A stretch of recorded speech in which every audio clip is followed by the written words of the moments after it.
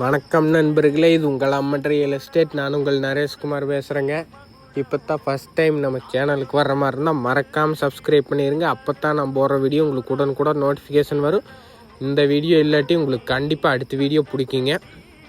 இன்றைக்கி நம்ம பார்க்க போகிற ப்ராப்பர்ட்டி பார்த்துட்டிங்கன்னா குண்டடத்துக்கு பக்கத்தில் லொக்கேட் ஆகிருக்குதுங்க. ஏரியா எவ்வளோன்னு பார்த்துட்டிங்கன்னா 1 ஏக்கர் 60 சென்ட் பிஏபி வாய்க்கால் மேலேயே வந்துருங்க.